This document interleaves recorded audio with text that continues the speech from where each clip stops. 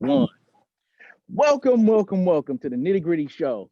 This is your host, Malik, when I speak, aka the Tower of Power, too sweet to be sour, funky like a monkey, space is the place and sky's the limit. I'm joined by my brother, Camille Sabaz. Brother Camille, what's happening?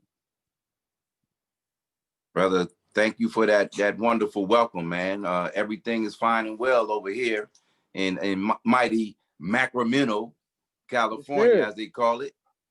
And just over here recovering and going to the next level after this wonderful journey that we undertook almost a week ago. yes, sir. So Talk about that.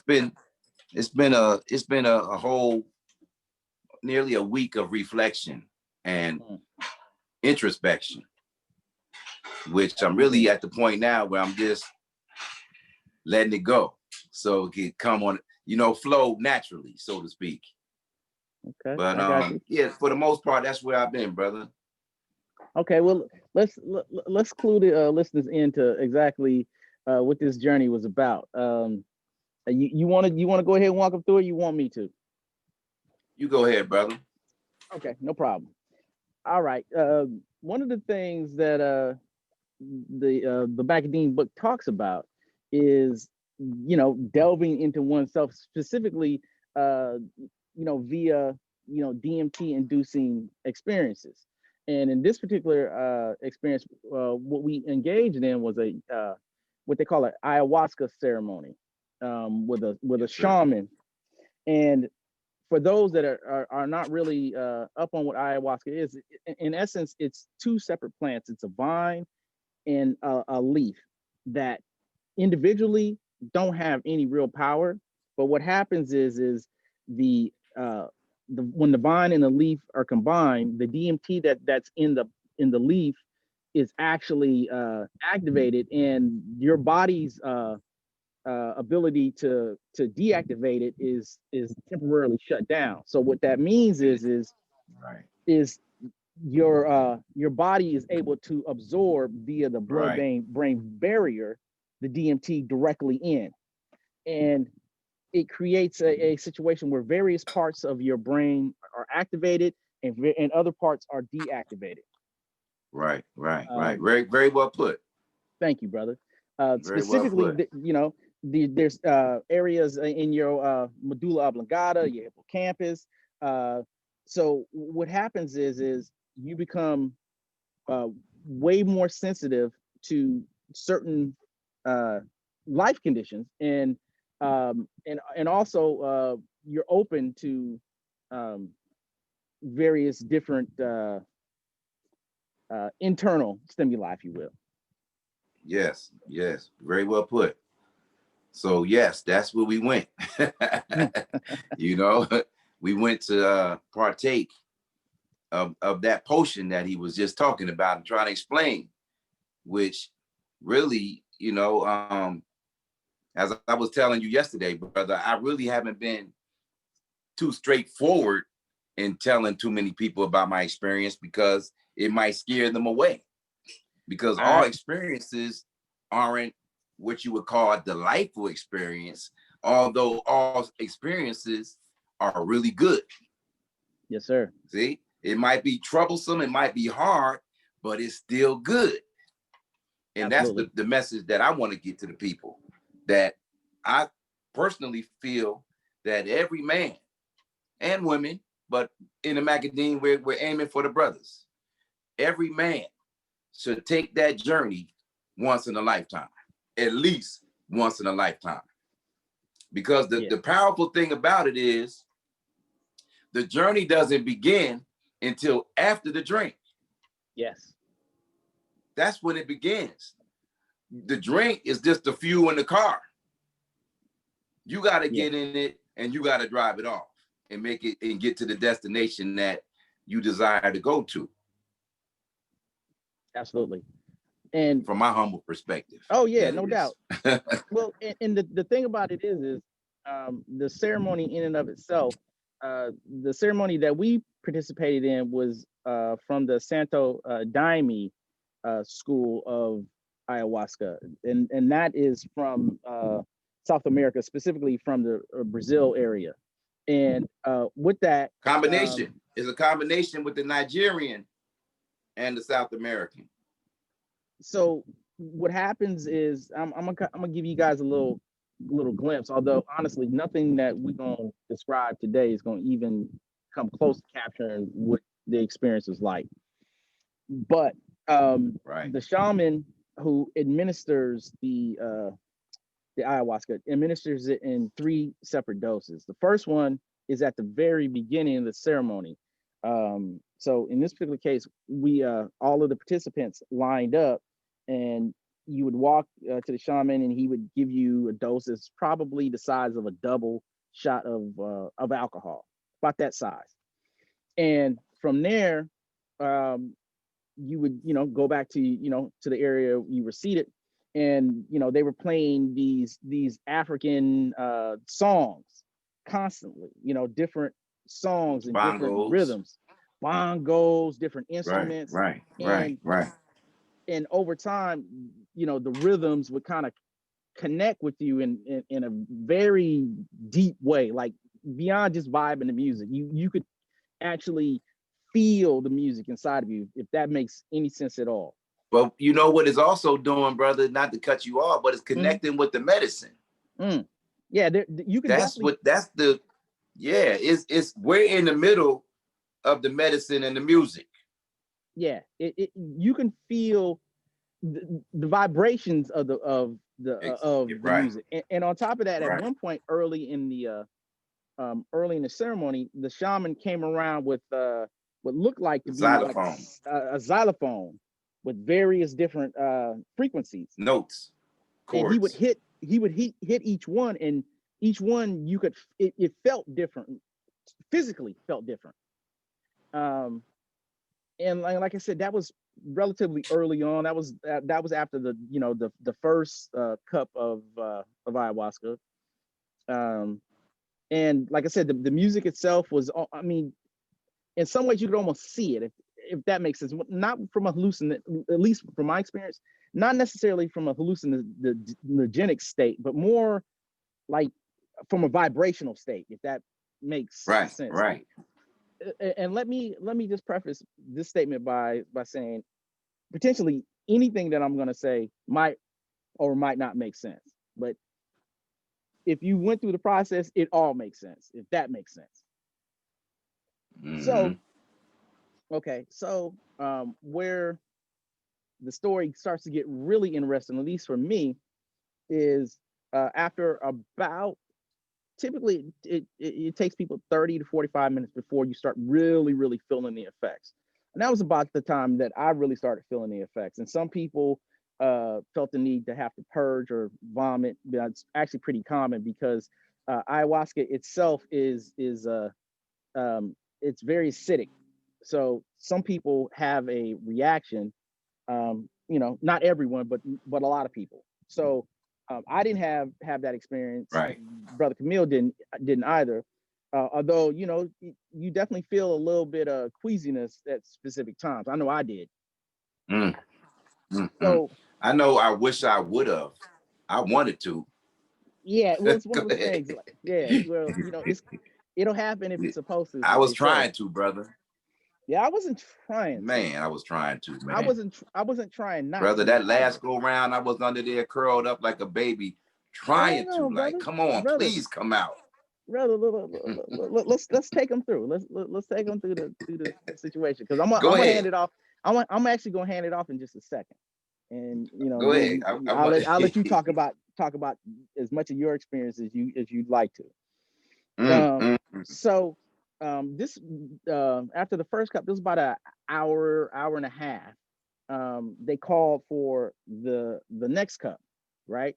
So at this point, music's still playing, lights are real low. Some people are having experiences, other people weren't. I wasn't really having like any kind of. Can I ask you a question? What's the question? At that point, how was you feeling before the second round? Like the first round, how did you feel during you went through the medicine? How was it? It was cool. I felt good. The music, all right, music sounded really good. Okay. I felt really good.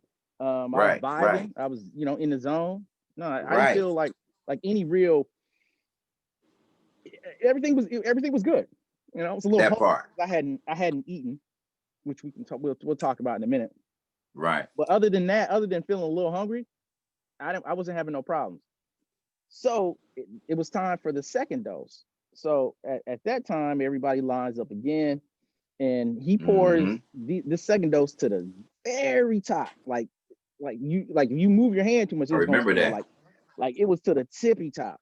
So drank that, and you and I both went and sat back down in our areas, and I would say, and just was vibing out for a minute, and I would say probably 30 minutes in, something started happening, and I'll hand it to you at this point and let you kind of share what it is that you want to share so far as your process. Well, I can only share part of that event, because when we went up there for the second round, like you said, I was feeling great. Everything was just smooth. And I'm gonna be honest, I actually was a bit cocky. Mm, Like, mm, this is gonna be a walk in the park. right, If this is anything, right, because it felt like MDMA. It felt okay, like I had been on an E-pill, which, okay, that was my thing at one point. And it felt so, it was just the E-pill effect, man. I was just like, wow, I'm vibing. I'm mm-hmm, cool. If it went on like that for the rest of the night, I would have been cool. yeah, Like, because it was a degree of euphoria yeah. that was really, it was nice. That second one, took that drink, I Ah, remember going up to the dude and taking it with two hands and perching it to my lips and taking it up, like, thank you, you know what I'm saying? Went and hit the water, yeah, sat down, and the music playing, it was nice and quiet. Everybody's peaceful. And they started playing that music slowly, slowly. And yeah. all of a sudden, bro, it's like that music started speeding up. And that music started going, and that was it. It was like my vision changed. I got my vision. I'm looking, I'm listening, everything's real sharp. And I remember looking at the people who were up there doing the music, and they started looking like monsters. You know, they started looking kind of crazy to me. And before I knew it, yeah, it is everything just. I was reminded of an old. Do you remember Ernest Borgnine? He was an old actor from the 60s and 70s. Character actor, yeah, yeah. Well, he was in this movie called The Devil's Reign. Okay. And in this movie, at the end, it's revealed that he's Satan. But Okay. he's on this stage and he's talking as a regular person, and he turns around, and all of a sudden, when he turns back around, he's a whole nother image. Okay. He's a monster. But that's how it happened. It was like a boom. And I remember specifically seeing Arthur, and just seeing them dudes with the bongos. They just looked so, they looked like they were from, like I said the other day, they looked like they was from Beetlejuice. They look, but they say that's what you're objectifying, right? So to speak. Okay. But from there, all I know is that I started looking at my hands, and my hands they were starting to, like, they was getting light. They were disappearing. And at that point, you said I was doing something with my hand, right? Yeah, you were waving your hands around. You were doing Yeah. like waving me towards you, and then like grabbing and like kind of, But at that point, it still looked like you were still kind of grooving. You know what I'm saying? It didn't look. It didn't look Oh, brother, bad. I'm like, well, then I eventually looked at my hands, and they started getting black, real dark. and then they just disappeared. I was saying I gotta clean my hands. Then I just went out, and then I'm trying to feel. Because I can't feel nothing. I'm like, I can't fight. I'm trying to fight. I'm trying to come out of it, but I'm going deeper and deeper. Okay.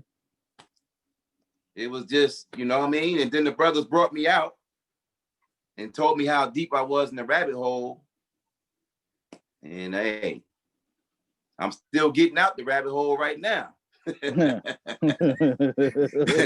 what I'm saying? That's how deep I went. But okay. I also heard a lot of voices, a lot of women's voices. You know, I don't know if it was the outside singing, but I heard voices. I saw black and lavender colors inside my head that took me into deeper, because it was a melodic voice calling me in, and I went deeper into that, and it was just like I was in the womb. That's what it felt like. It felt like I went back to the womb. Do I remember anything? I don't remember what happened after that, besides getting pulled out. Okay. Well, and that was just second round, not to mention the third round. So, well, let me share a couple things. I'm not going to it's still too deep into your experience, but you kind of went under a little bit earlier than I did, so I could see that you were in a position where you were struggling, trying to fight through whatever it was that you was going through. At one point, a couple of the shaman's assistants came over, was trying to, like, calm you down, I guess, for lack of a better word, because you was kind of, hitting the wall, and you was like, your fist is ball up. I'm thinking somebody gonna get swung on at some point, so I'm just looking. It was like I was having a seizure or something. Nah, it was like you just like you had your fist balled up, like like you was like like ready to chunk them. So and you, the way you was moving, and so I'm just watching you, and like I said, the Caucasian cat came over first, and I could see once you noticed him, he wasn't real comfortable. So what I'm saying, like, I reached out and grabbed your hand for a minute, and I'm just looking at you, and then the brother Arthur came over, and the Caucasian dude, he cut out, and you seemed to calm down a lot more once the white cat left, for a minute, and then but during this point, like, your eyes were still open, like your eyes weren't closed. It was a little bit later where your eyes closed, and like you was still kind of like you was laying down, but you still was kind of like trying to like you was going through it. And so I ain't gonna lie, I was kind of shook. I'm seeing what's happening with you, and I'm thinking to myself, I'm like, well, he, at least he's getting his experience. What I'm saying, I'm probably not gonna get mine. So it is what it is. What I'm saying, I'm not even tripping. So the shaman's assistant says, hey, you need to stop focusing on him. You need to start focusing on yourself. You need to figure out why you're here. And like literally he said that, and maybe 2-3 minutes later, I remember my experience pretty vividly. First thing was, I just started feeling really, really kind of depressed, like sad, like the saddest I've ever felt. And it initially I was able to kind of stand against it, like, you know what, hey, it's whatever, I'm not even tripping.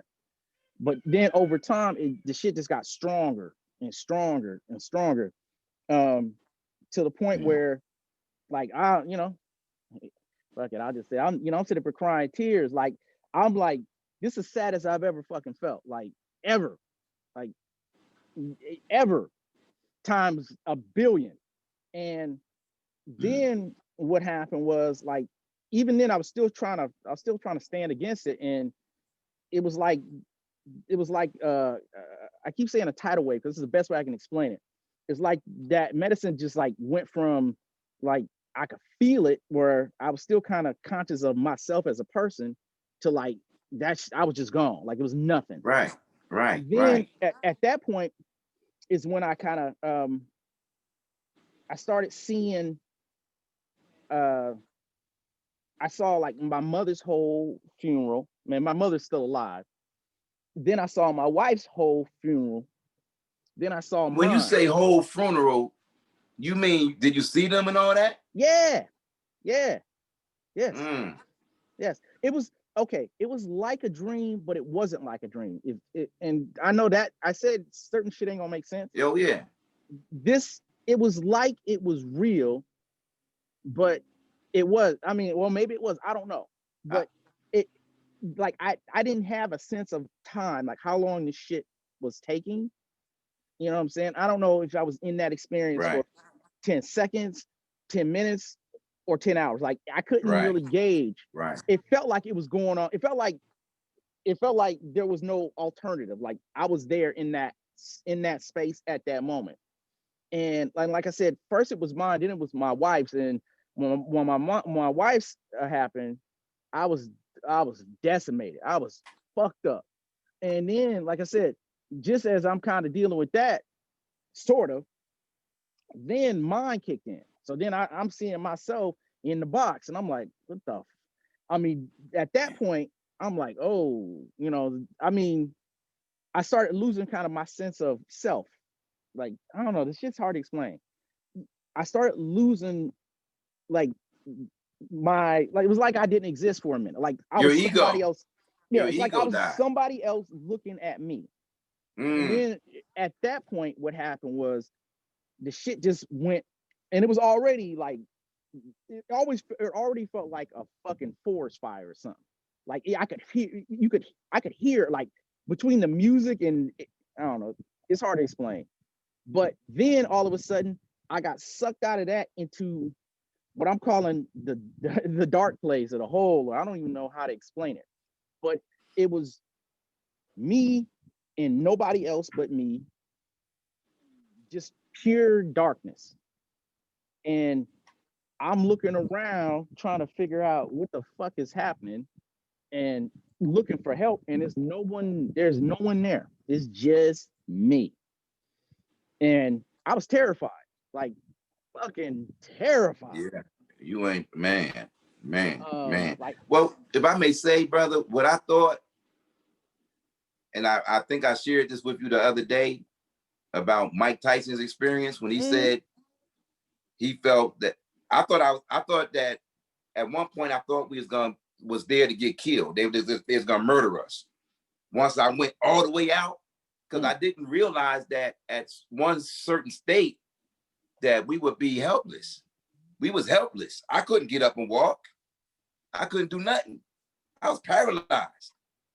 I couldn't get up. Like that third drink, when I was waiting for you to go to the bath, come out the bathroom, I came back to wait for you, and it mm-hmm. hit me. I couldn't move. There's no moving. There's no getting up and trying to walk or anything. I don't know about you, but I couldn't move. Yeah, once I was in that dark place, it wasn't a matter of like me moving. Like I What I'm was saying, I couldn't get up and go to the bathroom. I no couldn't. I had brother, no conscious brother. awareness on. What I'm Yeah, saying is I wasn't there. right. I got you. So it wasn't even like a thought, like somebody could do something or something could happen, because literally I was not there. Maybe I was. I didn't have any sense of whether or not Yeah, but I'm I was still saying there. like there was a part of time when you was there. Wasn't there a part of there was a time when you was there and like I was there, but I was helpless No, see, I before I didn't. went all the No, way out. see, I didn't feel that. I See? felt like I was there. Now, granted, I was very incapacitated, but I was aware where I could, like, you know what I'm saying? I could have gotten up if I needed to. I didn't want to, but if I Yeah. had really, like, if the rubber had hit the road, I'd have needed to get up. I felt like I could have. It was when I went to that dark place, like I wasn't in this That's the part I'm this talking body. about. Yeah, you're But not see, even but see what right. I'm saying is when that happened, I wasn't there anyway. Anyway, yeah, but I felt that going out. Like, oh shit, Okay. I can't. No, when I Oh, came out, it was like a light switch. It wasn't like I kind of graduated out. I Once I came out, well, hang on, let me finish telling this. So what ended up happening was when I was in that dark place and I was by myself, I felt a couple of things. First, in the darkness, I it was like a light was shining on my head, and I could see like little sparks just jumping out of my skull, just. And right. I'm thinking, oh, that's that's unusual. That's very strange. Okay, I'm grooving with that. And then it wasn't like it wasn't. It was my voice telling me that you need to be present. You need to love without attachment, and you need to be present. That's what it kept telling me. So I kept trying to like think my way out, right? Um, I'm in this box. I'm thinking, okay, well, if I think this, then I can get out. If I think this, I can get out. But it wasn't I would start to kind of come out, and it would just pull me back in. So it was almost like being in the bottom of a well or something. Like at certain points, I could look up and I could see outside. So I would start kind of moving Wow. up, and then all of a sudden it would just suck me back down. So I don't know how long that went on, but eventually I started kind of working my way up, and I would go back, but I would go back. It wouldn't be as deep. Like I would kind of move Man. levels, and then eventually, what ended up happening was I ended up, coming to the very top, and once that happened, I was like, I was back. So yeah, Yeah. I wish I had that. I don't have that kind of recollection, I mean, of yeah. my situation, because it seems like I was mainly like getting my ass whipped. Bottom line. I was getting my ass. I felt like I was in a literal metaphysical wash machine. I know that feeling. I know that feeling. You know, in martial arts, Mm-hmm. they have this thing. Like, I remember we had our local Kung Fu Jones growing up in the projects, right? Of course. And he was really, and shout out to Jockey Anderson if he ever hears this, but he was our Kung Fu Jones. He studied martial arts. He was the Black Bruce Lee of the projects, right? Okay. Bruce So Leroy. yeah, he gathered all the little disciples, because everybody Okay. want to go and learn karate. Sure But enough. one of the things that you had to do to become a student of his, well, you had to get your ass. You had to go in there and fight 20 people. Okay. So that's how I felt. I Okay. felt like I was in a dark room getting beat up, getting initiated into something new. That's why you said you heard me grunting. Mm-hmm. But that was getting hit in your body. You know, it's like getting body shots. I was really saying, I respect you, whoever you are, whatever this is, I respect you. You got my respect. I mean, it was tearing my ass up. Well, But whatever it was, I embraced it because I need it. yeah. I went there for that ass whooping or whatever refinement or tunement, whatever it was that I need. I feel it, and it's working, and I appreciate it. Yeah. Well, Yeah, my I cousin I went with us, appreciate it. and he didn't, fortunately or unfortunately, depending on how you look at it, he didn't participate. It's one of those things where I would say to anybody, everybody needs it, but everybody don't want it. Woo! It Like I That's said, the it part, was, you know. yeah, it was That's the part. the most terrifying. Well, and this is another thing I want to point out too, is just as I started to kind of drop into that hole, there's a moment of realization where you like, oh shit, I didn't fucked up. Like I didn't fucked up. Like this shit is like, That's what I thought. you can't, like nothing you're gonna be able to do is gonna stop it. So look, whoever's watching this, I'm gonna tell you right now, you take every drug you've ever done, every drink you've ever taken, and roll that shit all into one and take it at one time, and it don't even come Yeah. close to this. Like it is not even in the same fucking universe as this. Like I said, Yeah. that Yeah, that was a power, trip. yeah, the power of it is like that shit. I mean, it doesn't even like the fact that something like that exists doesn't even fucking make sense to me. Like I'm still trying to wrap my head around that. Like it literally will bend your reality. Just fuck what you talking about. Eh, you gonna be right here and you gonna deal with this.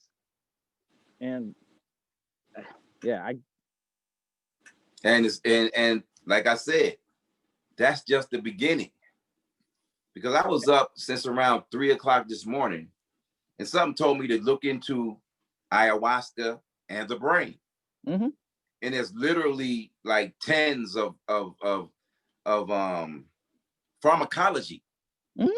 And you know what I mean? And you know, doctor backed, you know, data Mm-hmm. that where they put people in fMRIs Mm-hmm. and they did the analysis of the before and after brains. Yeah. And even the during the episodes, you know what I mean, during the actual so-called trip, where the brain waves are all coming out of depression and Mm-hmm. doing everything as though they were on an antidepressant. Yeah. It's amazing. It's amazing.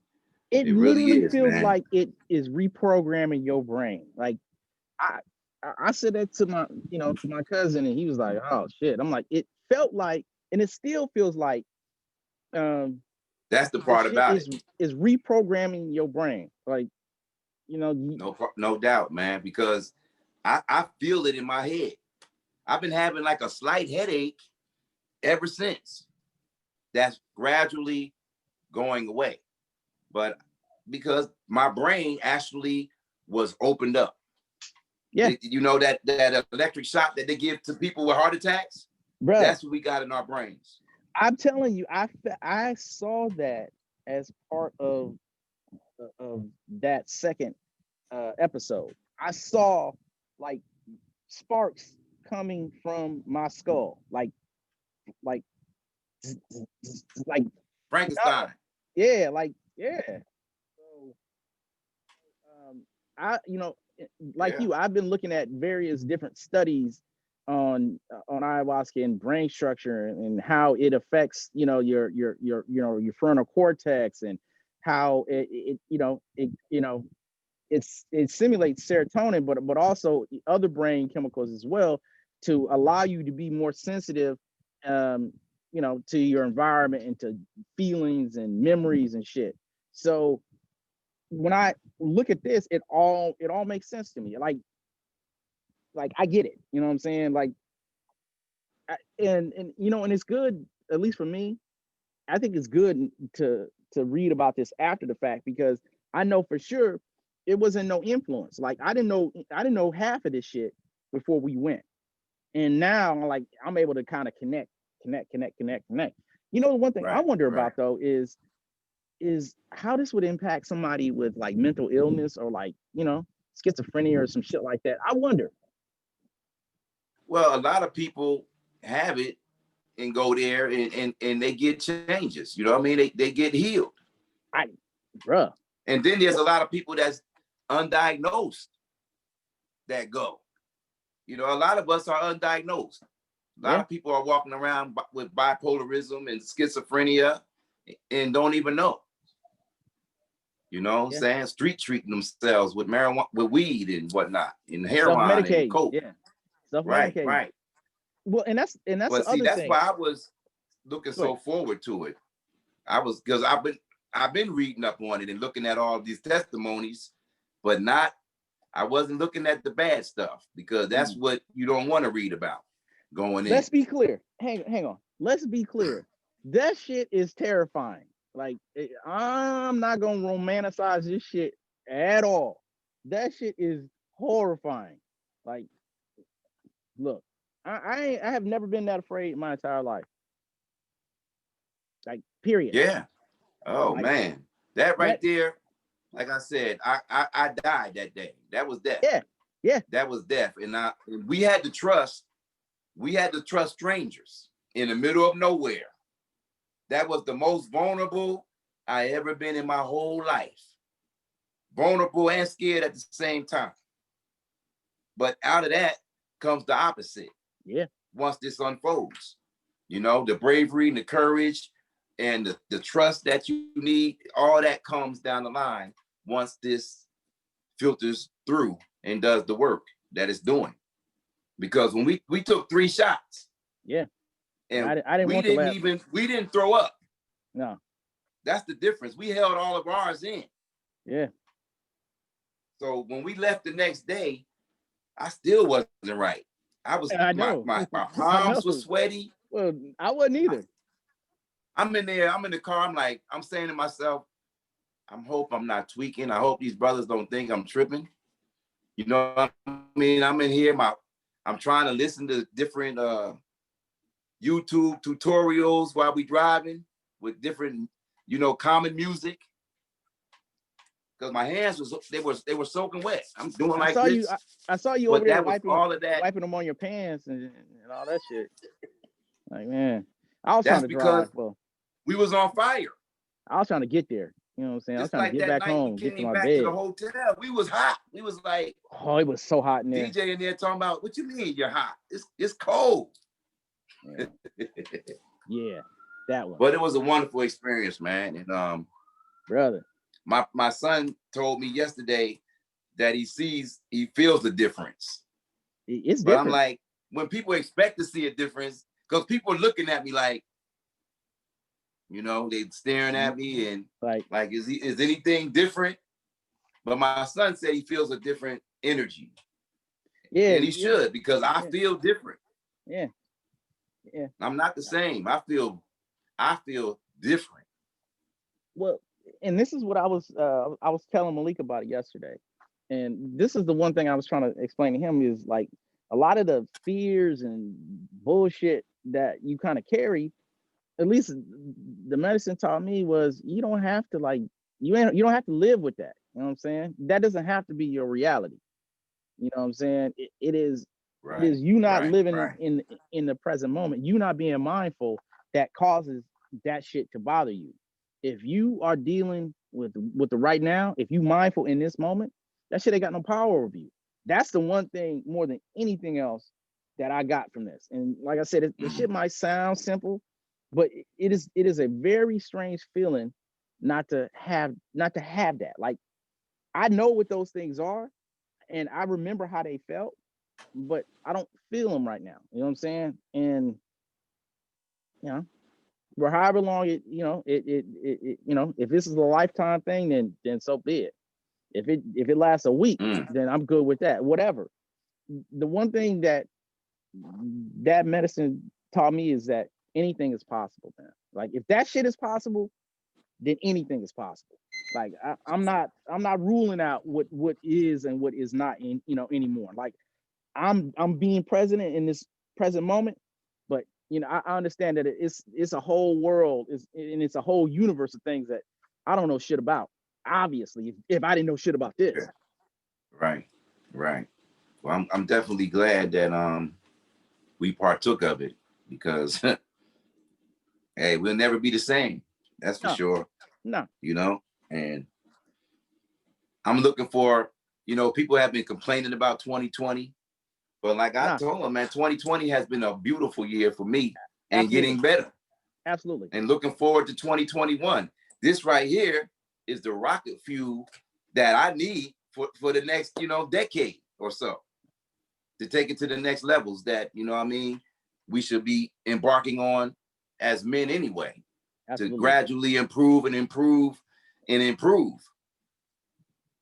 Brother, if you know, here's the thing. I tell people, if I had known it was gonna be like that, I don't know that I would have done it, but I needed it. So, you know, it's a good thing I didn't have foresight. You know what I'm saying? Because nobody wants that, but everybody needs that. And you know, maybe everybody's experience is not the same. Maybe some people, the shit is all roses and sunshine. Right. But, you know. Right. Because that's the main stories I hear. I hear the euphoria stories. You know, shit. I wish they that would have met been God. mine. I didn't meet God. Nah. You know, I I met the big bad wolf, whoever that is, and they let me have it. And I appreciate it. You need it. Because I'm a better man. No doubt. You know what I'm saying? I'm a better man because of it. Not, I feel kindness. You know what I'm saying? I feel like, the thing about it is, all too often, we present these personas, but in reality, it's always so easy to tap into that negative part of ourselves, right? It's much more difficult to be present and to be kind, at least for me, you know what I'm saying? Because traditionally, I always assumed that, kindness was weakness. So, you know what I'm saying? But I understand that now that there's a strength in it, you know what I'm saying? Because you ain't worried. Whatever happens, you ready for it. So you ain't gotta, you know what I'm saying? You ain't gotta put on. You don't have to do it. You know what I'm saying? When it comes to you, then you deal with it. Until then, shit, live your truth, be yourself. That part. Brother. It feels good. It feels good. I feel like I can breathe, man. Right. That every breath right there. I've been breathing deep. Shit. They was telling us breathe. Shit. I've been breathing my ass off. Brother. Exactly. It took your breathing to a whole new level. Every breath I'm like, shit. Yeah. All the way down to the navel. Hey, I want the whole enchilada. The whole thing. Yes, sir. Oh, brother. Yes, sir. Well, we definitely gonna have to do a part 2 to this because, like I said, I'm still unfolding. I'm really still unfolding. I'm really trying to get all the way back into my body because I was gone. I was somewhere else. Yeah, I know you was talking about you was 90% the day after. So, I mean, shit. That last 10% is a motherfucker. Nah, like I said, it was more like 75%, if that. Maybe 60. We really needed to stay on that floor for another half an hour. All that getting up and jumping up and leaving all quick like that, brother, that right there, to me, that was the equivalent of letting a drunk man leave the bar and drive. No doubt. But you know what, though? We was tore up, man. On everything, though, I had to get the fuck up out of here, man. I had to. Now, that right there, yes. I didn't want to be around that crowd, but we was unprepared. You got to come down about an hour or two after that. Decompress, man. It's like a motherfucker that went through surgery. You just fucking stand them up and fucking run them outside. That part. Part. I didn't agree with that. I didn't appreciate that, man. We shouldn't have left out of there until midnight. At least. Well, like I said, man. It would be like you going in and you getting major surgery, and then they like, okay, yeah, all right, you know what I'm saying? Get on your feet and roll, you know what I'm saying? You ready to go? Hell no.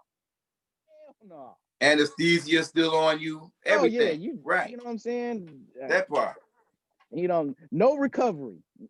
I felt really, like I said, nervous. It was all types of shit. I was totally like a man that just got walking down the street and got snuffed. You know what I'm saying? Right. What happened? Disoriented. You know what I'm saying? Disoriented. And I'm telling you, I had to jump back into life to get back right. You know what I'm saying? Otherwise, I might have been scared to come outside in a couple of days, Brother. If I didn't just challenge my fears. Yeah. I had to get us back to the hotel. I had to drive us back. You know what I'm saying? Like, it was a lot I had to kind of tap into. You know what I'm saying? Because I'm like, you know what? You're a tombster. You're a tombster, man. That's what you do. Gotta get home, man. I gotta get home. Man, that first night in the bed. Hey, man. And that's what I wanted to do. I was like, could we just make it home? Please. I wish we could just beam on home. Just beam up, man. Hey, bro, on everything. There was a moment where I thought, you know what? I could just sell the car here and just get us tickets. We could just fly back. I thought about it. Like, for a second, I'm like, nah, that's crazy. That shit gonna take way too long anyway. I thought about it. I can just buy another one when we get back or whatever. But I said, we got a hike in front of us, man. Damn. but the whole journey was part of the journey. Absolutely. You know what I mean? Absolutely. DJ, the experiences that almost prevented us from going there, making it. Yeah. You know? We'll have to talk about that. You know, I'm like, come on, man. Yeah, we had to go through some stuff, man. It wasn't in vain, that's for sure. No. Not in vain. Not at all.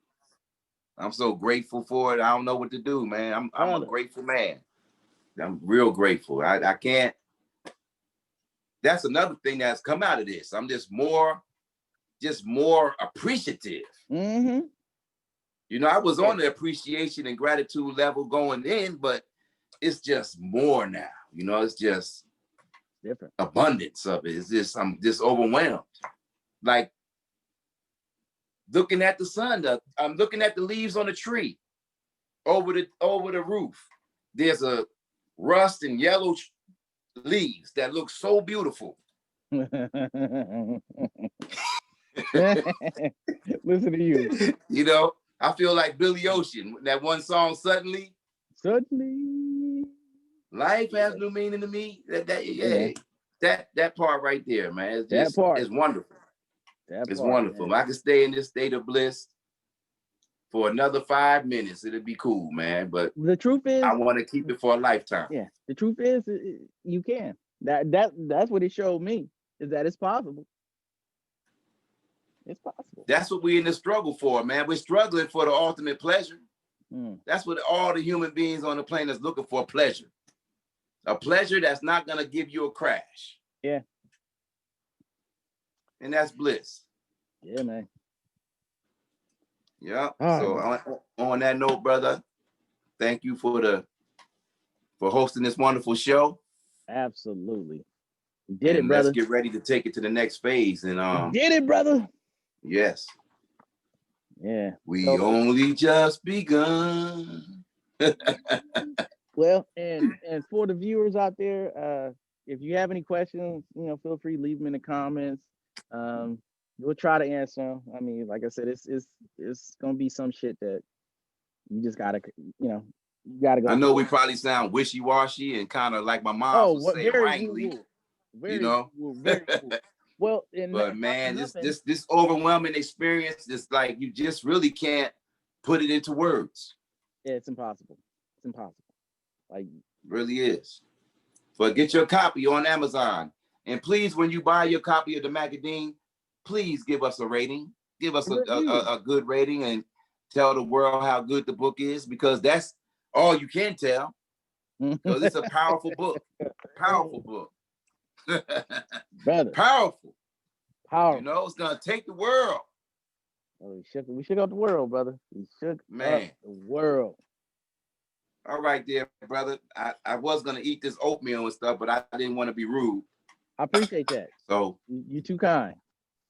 Yeah, I didn't want to be a savage and be chopping all like, you know, the so-called Negro does. Exactly. You know what I'm saying? When you know better, we got to do better. You know? You wasn't going to stand up and eat it too. Got to do better, man. Yeah, brother. All right, folks. That's it. I am one of your hosts, Malik When I Speak. Yes, Camille Shabazz. The Makkadeen. Makkadeen's in effect. Talk to you soon. Yes, sir. Be easy. Peace.